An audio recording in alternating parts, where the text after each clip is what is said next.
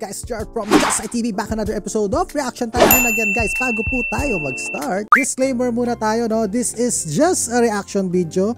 Wala tayong nilalait na tao or gumagamit ng ad hominem na statement sa mga topics natin dito. Pawang simple opinion lang ng isang Pinoy netizen. So ayun no guys, medyo mainit-init at maraming tumaas na kilay at marami rin naman naging skeptic dito sa post po ni Miss Corina Sanchez na tila dinadialysis siya. At ayun nga, may mga medical doctors na tumaas ang kilay. Meron namang mga sabihin nating mga pro tungkol sa procedure na to at sinasabi nilang mga nega lang itong mga doktor na to at hindi naniniwala sa alternative medicine. So ayun, yun ang pag-uusapan natin ngayon, no? At basahin mo natin itong post ni Miss Corina Sanchez, no? Relax, I'm not sick. On the contrary, ayoko nang magkasakit. The latest, the EBOO machine cleans, sanitizes, oxygenates, and ozonates your blood in less than an hour.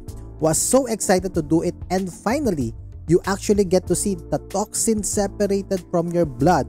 Heavy metals, cholesterol deposits, alcohol, chemicals, and even bacteria and viruses.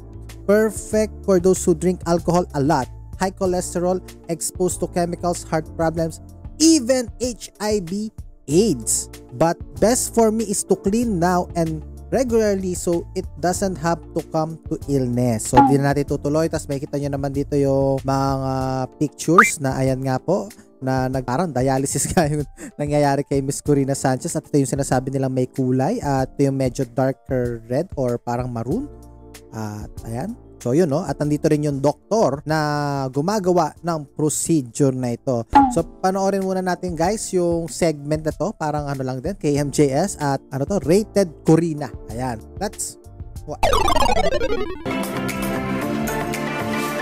ang makina na ito sa klinika sa Makati ni Dr. Joel Lopez, ang EBOO. So si Dr. Joel Lopez later on, basahin natin ang kanyang history, kung anong ibig o kung saan siya nanggaling at kung medical doctor ba to or alternative medicine ba siya. Daw nitong linisin ang iyong dugo, parte ito ng repair and rejuvenation process kung saan eksperto. Parang ang dumi na nung ano.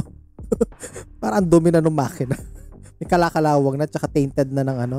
To, may tayo dito yung dilaw-dilaw. Mas to, ano, biyak na yung ano, crack na yung pintura ba niya? Si Doc Joel. Dati kasi mga dialysis patients lang ang ginagawa ng ganito. Yeah. So is it like dialysis? Para siyang dialysis? Yeah, similar to dialysis. Basically, you purify the blood through a filter. So kung parang dialysis yan, I guess na medyo may kamahalan tong procedure na to at hindi lang ano, no? Trip-trip lang na pwede mong gawin. Okay. Yeah. So lilinisin ang dugo and etong tanong, matatanggal ba ang kolesterol? Actually, the bad cholesterol could be removed. Okay. But in fairness, gusto ko yung paglilinaw niya na ano, no? Hindi niya parang ang sinabi niya dito, yung yung bad cholesterol lang ang matatanggal. Kasi pag cholesterol, mayroon good tsaka bad yan. So, in fairness naman kay Doc.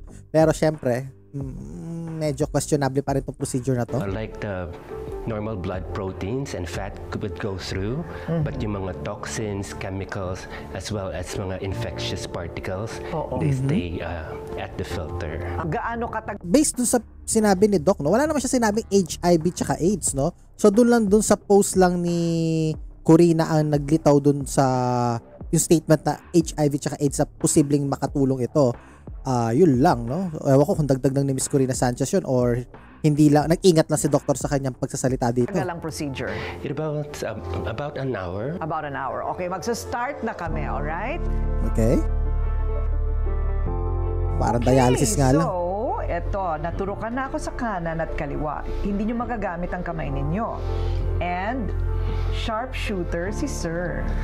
So, ibig siguro sabihin doon yung nurse na ano, one time lang niya siguro ano, nakuha agad yung ugat. So, sharpshooter. Sa kaliwa, nakikita nyo, lumalabas ang aking blood, dumadaan na siya sa machine, and ino-ozonate na siya, Doc. Is that what's happening? Yeah, we're gonna ozonate and oxygenate it before it enters into your... Ozonate and oxygenate, and in the process, it gets filtered. Yeah. Yay! I'm excited because babalik na ang mas malinis and ozonated, oxygenated na dugo. Alright. And makikita daw natin talaga ang difference ng color. Ayan. Ang sabi dito ng iba kong nabasa, no, na talaga naturalente naman daw magbago ang kulay niya, lalo na kung na-expose na sa oxygen or sa, yun nga, sa air, diba? So, Dr. Joel, ito ano ang tinitingnan natin? This came out of my blood. Parang ano siya, parang water Tubig? na mayroong haziness and yellowish. What is it? Yeah, ideally it should be clear. So if it's a little bit hazy, it could mean that there are toxins present and they're microscopic. But compared For me lang, no, sana dinagdagan nyo na tinignan nyo na microscopically itong tubig na to, kung ano man yan, no, para at least hindi lang sabi-sabi. Kung talagang gusto nyo lang patunayan tong procedure na to na nakakatulong, no, yun lang naman ang aking komento doon. Kasi parang probably merong dyan. Parang gano'n lang yung dating lang sa akin nung sinasabi to ni doktor at parang walang ebidensya na kung saan manggali o kung ano man nalalaman ng likidong yan, no? mas malinis siya kaysa sa iba. Because sa iba, anong nakikita natin, Doc? Yes, some have like black particles. Black. Kabahang pag may black particles. Usually pag di ba cancer na yung mga ganong pag may itim-itim na sa cells natin. Kakatakot yata yun. So, clean your blood today. Okay, so yun yung part, mabilis lang. Medyo kakaiba tong medyo kakaiba yung segment ni Corina kaysa kay MGS. Bilis mag-transition. But anyway, sabi ko nga, 'di ba, dadaanan natin si Dr. Joel Lopez. Basahin natin sa kanyang website ang kanyang credentials at saan siya nanggaling, no? He was born and raised in Manila, Philippines. He took up medical technology prior to entering medical school at the Far Eastern University in Manila, where he was part of the Dean's List. He moved to the US to continue his studies. He did his residency program in internal medicine at the Mercy Hospital and Medical Center in Chicago, Illinois. After completing his training, he pursued further studies in complementary and alternative medicine and eventually got board certified in nutrition, anti-aging, and regenerative medicine. He trained with some of the pioneers in the integrative medicine field, including Dr. Gus Prosh of Birmingham, Alabama, Dr. Chadu Nikwebe of Maryville, Indiana, and Dr. Pauline of San Francisco, California. So yan po yung medyo background niya, credentials, no. Medyo tila para sa akin bago to, no. Parang doktor para lang, no, na conventional medicine at napunta naman siya sa alternative medicine naman. So parang kombinasyon siya. Parang male version ni Dr. Farah. So now, no, tingnan natin, no, actually dito sa post ni Miss Corina Sanchez, no. Dito sa baba, ayan, no, makikita nyo nag-post pa siya ulit kasi nga medyo maraming nambato sa kanya na na komento na parang negative dun sa kanyang post na parang dinadialysis siya at i-post to July 6. So kinabukasan after niya i-post ang original content, basahin natin ang laman. So may in-circle siya dito pero basahin na natin ang buo. Medical ozone therapy is already a well-established alternative and complementary therapy in most major European countries including Germany, France, Italy, Austria, and with Switzerland. Other countries are also active in ozone therapy including Russia, Greece, Israel, Japan, Malaysia, Mexico, Brazil, Colombia, Argentina, Dominion Republic, and Cuba. In the United States, complementary and alternative medicine legislation has now made medical ozone therapy an option for some patients in 13 states, including Alaska, Arizona, Colorado, Connecticut, Georgia, Minnesota, Nevada, New Mexico, New York, Ohio, Oregon, and Washington. EBO2 intends to provide treatments in the United States from company-owned and clinics in income-friendly states. So, ayun ang kanyang rebuttal. Pero, may babasahin lang tayong comment dito based dyan sa post ni Miss Corina, no? You provided an excerpt from a site that pushes for the approval of EVOO. As a journalist, you should at least provide different sources like a trusted medical site and not from the company who will benefit from the approval of the procedure. So, madali lang intindihin naman yung sinabi doon ng commenter na parang, totoo nga naman, no? Nag-screenshot lang siya. Ayan, no? Parang pinost lang niya yung screenshot, binilugan sa cellphone niya at pinost lang doon sa comment section. At ayun, may 492 na to pinagtawanan ng kanyang post. based dito sa Facebook, no? At ngayon, no, guys, no, kumuha tayo or nag-research tayo ng mga clips ng doctors kung ano ang mga reaction nila ukol dito sa ginawa ni Miss Corina Sanchez. At 4 tong doktor na to at hindi lang ako kumuha ng isa lang para sabihin hindi tayo bias. So, pakinggan natin ang mga doktor na ito. Let's watch.